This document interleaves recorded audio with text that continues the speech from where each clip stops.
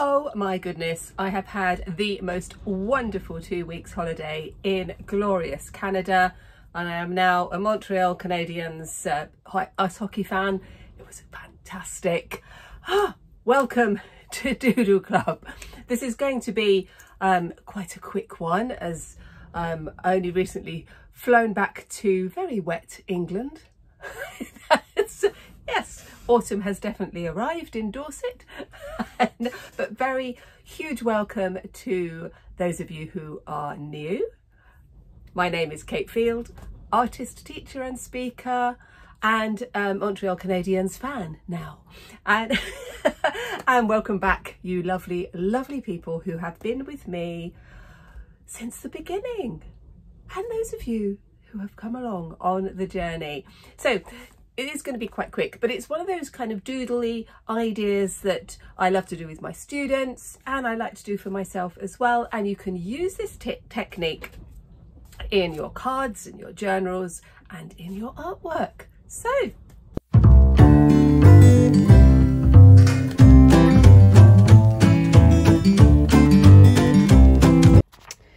we're going to go straight in with this little exercise. I'm going to be using a permanent marker. You could use a Sharpie pen, or you could use a pencil. That's fine as well. I'm just going to pop in some scrap paper under there. Now the idea is that we're going to use a shape that we know that we can draw really quickly, because we're not going to spend a lot of time doing this. It's just a bit of a fun exercise to just get going again, perhaps if you haven't got a lot of time. And I'm going to do a butterfly. Just going to do straight in really with my butterfly. It's the sort of thing that I've drawn 100 times, so I don't really need to think about it very much. So that is my very basic butterfly. And under here, I think I'm just going to draw a flower. One of my kind of loopy type flowers, like this. So I'm just going straight in with the pen, not thinking about it very much at all. So we've got those bits there. Hope you can see those. Now I am going to use my permanent marker pen. It's important that this is water resistant. I don't want to have black lines smudging everywhere. Sometimes I do want to have that, but not in this one. So what I'm going to do now is I'm just going to break up the space like this, so everything will just look a little bit of a mess like that. Same with this one. Putting some lines over it so it just looks like a big scribble, really, like that. And now we're going to have some fun with paints. Now I'm using my Paul Rubens set. You can see this watercolour set. I really like it. The colours are gorgeous. They come in the little pans, so that the colours that you use most of, you can keep replacing. Now, what we're going to do is look at everything that isn't a butterfly. And everything that isn't a butterfly, I'm going to do in yellows and orange. So just seeing where my butterfly is. And in these spaces, I'm going to put in sort of yellow and orange. Now it's very easy to make a mistake on this, but it doesn't matter. Like I have said over and over again, mistakes are important. You have to do them. And it's how we learn. And if I am going to be using yellow, and I've said this lots of times before, then it's a good idea to put your yellow in first. That's it. So this is everything that isn't a butterfly. Let me do this.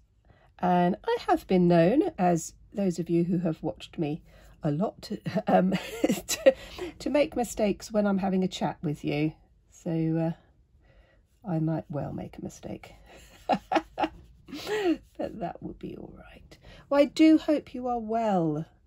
And those of you who have joined the Facebook group, oh my gosh, I was checking up on you, checking in to see what you've been doing while I was away. And oh, wow.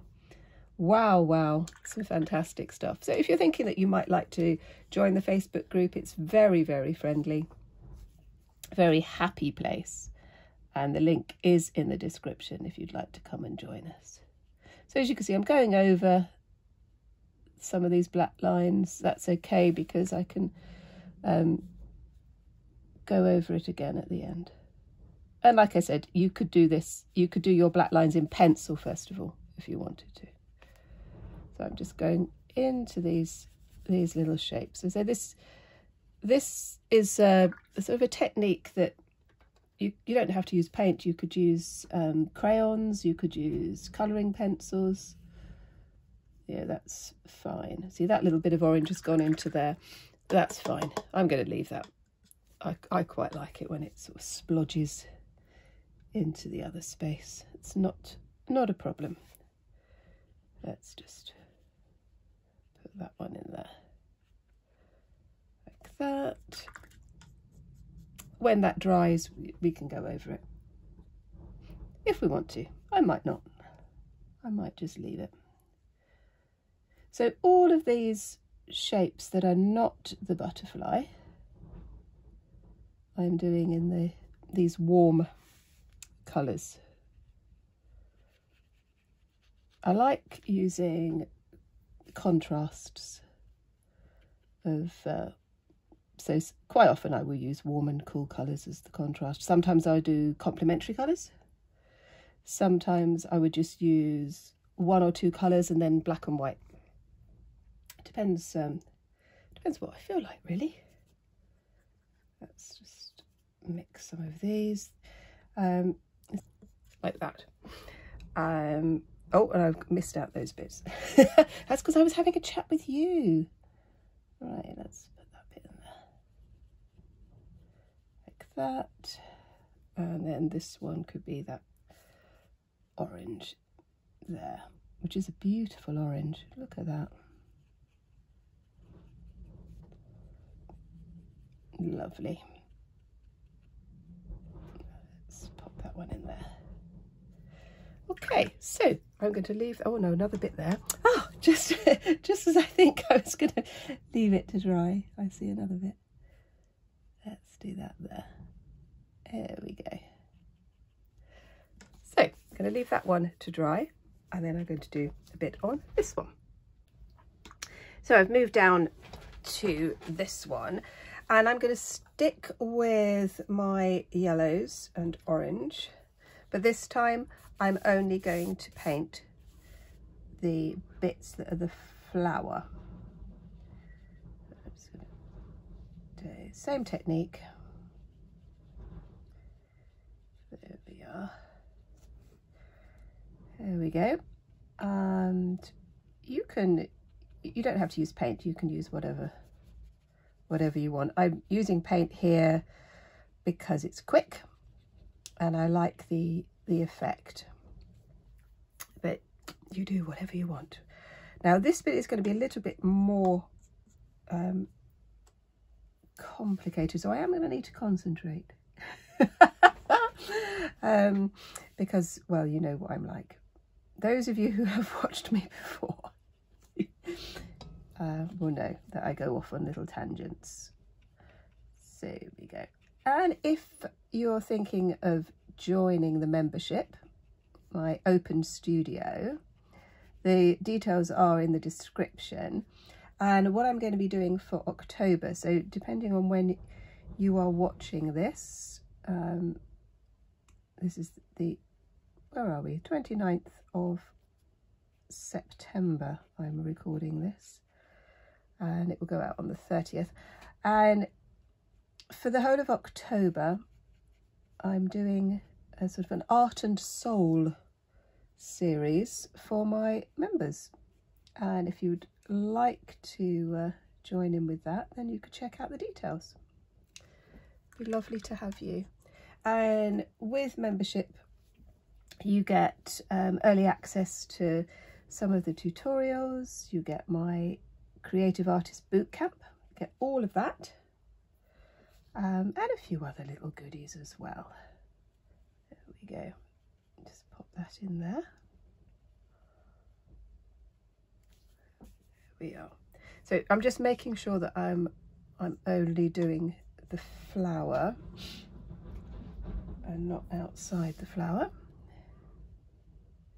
Again, just using my warm colours. Doesn't matter if it bleeds into another space at this point. Yeah, I might actually keep those sorts of things because I quite like them. I like it when the paint moves about. I think it can look really good. Just put that one in there. I think I'll do that end bit in the yellow. Oh, that's a bit wet. When I paint, I always have a bit of rag, just to, if things just have too much water on them, I can just take a bit off, which is easy peasy. I do have to be a little bit careful because I've just put a cup of tea down, and I am quite good at dunking my paintbrush in my tea. I will try not to do that. I'm sure you've all done that as well. I'm sure you have. Again, just seeing where the flower bit is. Just getting those. Doing my lovely yellows. There we are. Like this. Thank you for your lovely comments. I read every single one. Apologies if I haven't got back to you. I will get round to it, I promise. And it's just so lovely hearing your comments and people's reactions to other people's comments. It's always very kind and very positive, which is lovely and very important to me. You know, I think it's very important that we create a society that is caring and supportive of each other. That sort of thing is something that I am passionate about, as well as encouraging people to get out of their comfort zones a little bit in a gentle way. There we go. Someone asked me the other day, when I was a school teacher for a very long time, and they said, you know, was I strict when I was a school teacher, and it made me laugh because in some ways I was strict, but I was always a gentle teacher because I feel that in order to encourage creativity, you need to allow your students to be brave and make mistakes. And I never shouted. I wasn't a shouty teacher. And it's so lovely that so many of my ex-students I'm still in contact with, and so many of them went on to do art and design, so that was lovely. There we go. But it's interesting, I think, when some of the comments that I get and the messages that you have sent me, is how many people didn't have a positive experience of art when they were at school, which is very sad. But you're here now, creating lots of lovely things. I have put together the playlists now. I've got myself a little bit more organised. So if you haven't watched a particular series and you'd like to, you should be able to find them more easily. There we go. Let me just do the last one down the bottom. There. And I will leave that one to dry. So I've just turned the book round while I do my next colours. So I'm going to work on my butterfly, and while I was just drinking my tea and thinking about what I was going to do next, I thought that maybe some of you might like the templates for my flowers and butterflies. If you're not feeling confident about drawing them yourselves, then perhaps you'd like a template. And so they are available free and they're in the description, so just feel free to use those if you would like to. So I'm now going into my butterfly, and this time I'm going to be using blues, purples and greens. So I'm going to the cool colour section of my colour wheel. Just going to do those. And again, just taking a little bit of time with these. If I want a kind of a more vibrant colour, I can always go over it again once it's dry. Yeah, that works just as well. Let's have a little bit of green, I think. And I like using these contrasts. I think they can work really well. You can have a very, very simple pattern, very simple design, and make it look stunning just with your use of contrasting colours. And they could be complementary colours like these ones, or they could be like sort of dark and light, or black and white with fluorescent pink, something like that. And I would really encourage you to practice using your colours in different ways, getting out of your comfort zones. I know that there are a lot of people who watch me who are very experienced artists, but they've told me that they've kind of got a bit stuck in a bit of a rut. They know that they're good at something, and so they tend to stick at that. This might be you. You'll stick at what you're good at and not venture out into doing something that is new. And I think that takes courage to do that. And that's what we need. We need to have a bit of courage. Off we go and try something new. And I do this with a whole variety of art and craft. And most years, for example, I'll learn a new knitting stitch or technique. And as we go into the winter here in England, I'm going to be doing a bit more textile stuff. So I'll be showing you how I use knitting, crochet and weaving in my artwork. And I hope you enjoy those. So they'll be coming up in October and November. Obviously, you lovely ones in New Zealand and Australia, you're going into spring. So you'll just have to bear with us when bear with me when I talk about the winter. You see, I'm just putting in these shades, and you can see what's happening, can't you? See the effect. I use this effect when I'm teaching my little ones, when we look at stained glass windows, and I show them how the designers in stained glass windows put together their contrasting colours with the lead. Obviously we are blessed to have hundreds of churches with the original stained glass windows in, very near where I live. So let's just do a few more. Just have to sort of turn things around a little bit. As I say, it doesn't matter if the colours run into each other.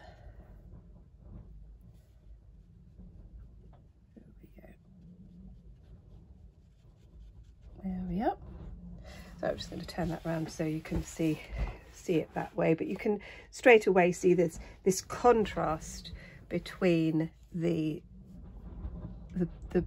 blues and the greens and the oranges and the reds, and I like this contrast, this particular contrast. There we go. Let's pop that one in there. This is a really good exercise to do to practice your watercolour skills, just sort of handling the paint, seeing how it feels. Make sure that's in there. Oh, a little hair on that one. That's okay. Because it all takes time. Now I'm using a round brush that goes to a pointed tip. Sometimes I'll use a flat end brush.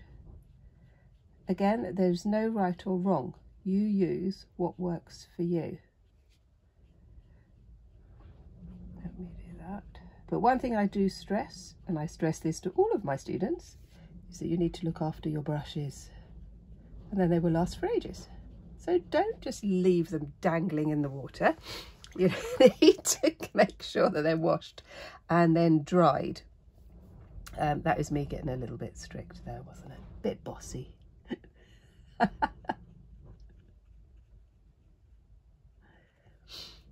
we go. Oh, I'm liking this. I'm liking the effect. I think it works well. There we go.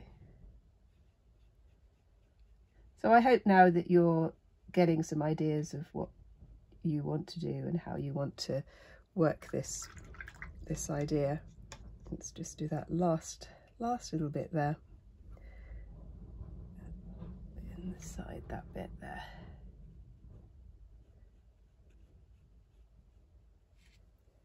We're going to leave that to dry and then move on to this one. I've just started to put some blue into the background of this one, like this. There we go. That was actually quite wet. I'll just put that in there and let the paint flow. Quite like that effect. Once it's dry, if I don't like it, I can paint over the top. You can't do very much with watercolour. Once it's painted, it's painted. If I was doing this with acrylics, then you could just go over the top, the paint over the top with acrylics. If you're not sure about using acrylics, you might want to look at some of my tutorials on how to use acrylic paint. Some really fun things, lots of fun things to do. Oh, you can see I've just made a mistake there. I'm going to leave that to dry and then try and lift some of that blue off when it's not quite so wet. It might not work, but that's fine. It doesn't matter. There we go. So I'm doing this in my sketchbook. I do encourage everyone that I teach to use a sketchbook. I think it's a very good way to look back on your progress and to keep a record of what you've done. I refer back to my sketchbooks frequently, and I use several at the same time, depending on what I want to do. So they'll have different types of paper in, and I will make my own sketchbooks as well, and of course my journals and junk journals, which I love. Again, if you're interested in things like collage, and junk journaling, then you could check out those. There we are. And you can combine all sorts of things. And for those of you who do regularly tune in, you'll know that I'm all for breaking a few rules. So if there's some things that you particularly like, but you know, for this for example, you might think, oh, I do like this idea, but I don't want to do it in watercolour. Then you go ahead and do it in whatever medium you like. You know, this would be quite good in black and white. Just keeping it very monochrome. Endless ideas. And again, this is my teaching technique. Is I teach my students the techniques and the skills, and then I encourage them to do their own thing. and that's what I'm going to encourage you to do as well. Just do your own thing as you build your confidence. It's so nice hearing stories either in the Facebook group or the comments on YouTube of people saying that they've had their paints or they've had colouring pencils in a drawer or a cupboard for months and months, even years, and now they're encouraged to get them out and do something with them. And that makes me so happy. It really does.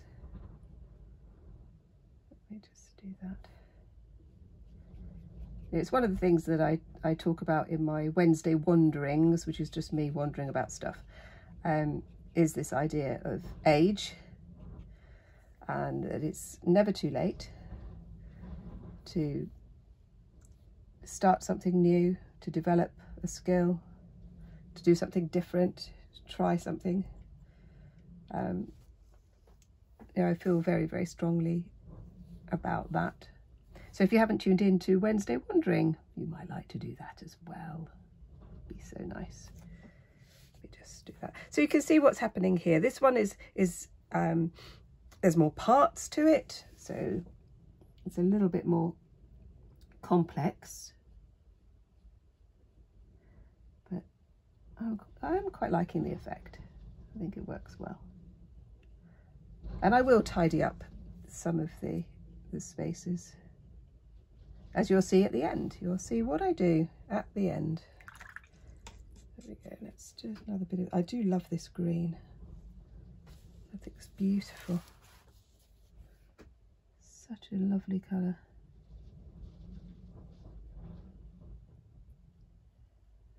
And in this week's Wednesday Wandering, I will be going on about my Canada trip and some of the amazing places that I went to in Nova Scotia, New Brunswick and Quebec. And yeah, it's just so good. I had such a good time. There we are.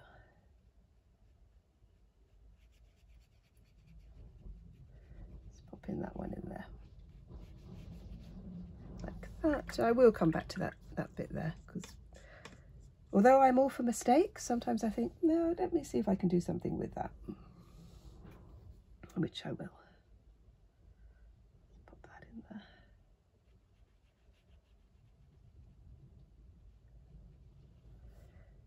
Go.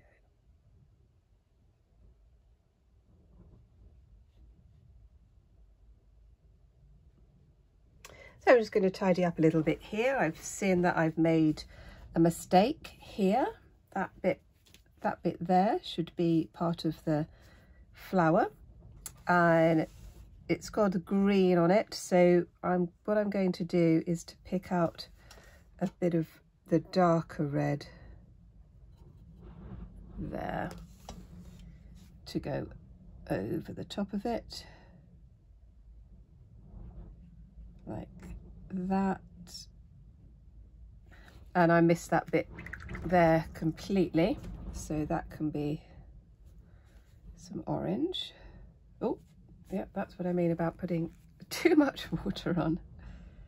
Let's just spread that out a little bit like that. There.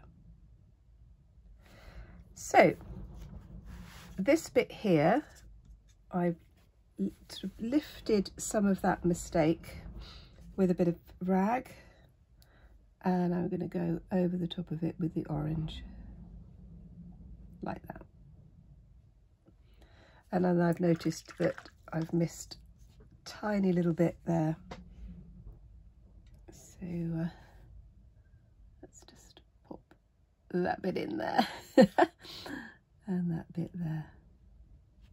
Now what I'm going to do now, oh, I've left that bit as well, look at me. It's because I'm chatting with you, you see, because we're having a chat. I got distracted. There we are, just pop that in there. I'm going to leave these to dry completely, so that I'll leave them for about 1/4 of an hour, something like that. And then I'm going to go over the lines again, and then I'm going to finish them off. So these are dry now, and I'm just going to finish off with a black acrylic pen.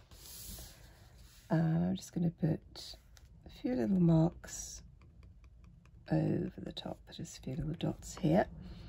And then I'm just going to put some, just a bit of shading and a bit of kind of corner softenings.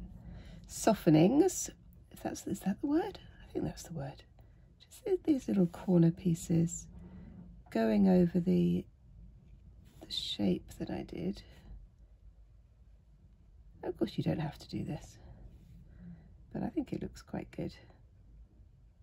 I'm just sort of adding a little bit, and where the paint has gone over the top of the black, I'm just going over the top of it again. I probably won't do all of them, just a few. Of course you could also go over the top with some mark making, some dots, some squiggles. You know, there's just so many things that you could do with this idea, and I'm sure that you'll have ideas that you want to do.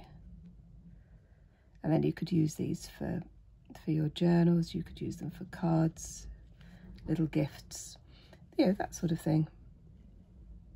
But you could also use this sort of technique in a painting, sort of a larger piece. And you put together multiple ideas, all sorts of things are going to pop into your head.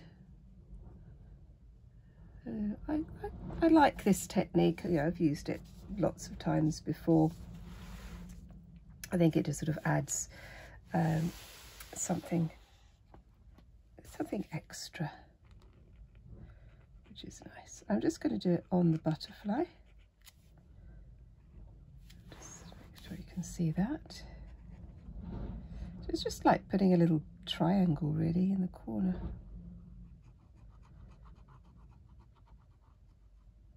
Which I think is quite fun.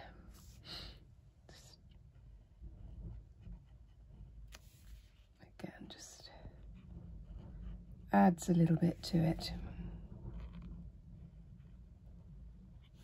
This is in my sketchbook, and if you've watched me before, you know that I don't tend to finish things in my sketchbook, because my sketchbook is work in progress. It's a place where I try out ideas and do demonstrations and things like that. I'm just going to grab a scrap to just pop over here to lean on. But you work however you want to work. If you're the sort of person who likes to finish things off, then you go ahead and finish it. But you can see this effect, which I like. I like that. And I'll sort of started to do the same on the flowers, but this time I'm just doing the outside of the flower. So I'm just doing the background with these little triangle-y bits, and see what that looks like. Again, wait until the paint is dry, And I'm just going, this is a black acrylic pen, but you could use a Sharpie pen, you could use a marker pen, whatever you have. Just do a few like that. So I've put a template for you under the freebies section in the description. That will take you to my website, and there's a whole load of freebie stuff that you can grab there if you want to. There we go. I think I'm just going to leave it like that for the moment. Might just do a little bit like that. I couldn't resist that one. I think it needed that. Like that.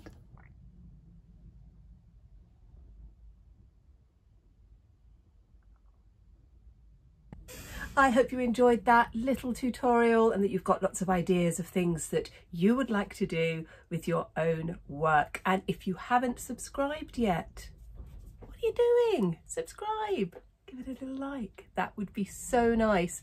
Let me know in the comments what you want to be doing with these ideas, and give me an update on the weather. And for my fellow Canadians, hello. And honestly, can't wait to go back. And I will see you next time. And if you want to catch up on some more, you could look at this one or this one. And I'll see you next time. Bye bye.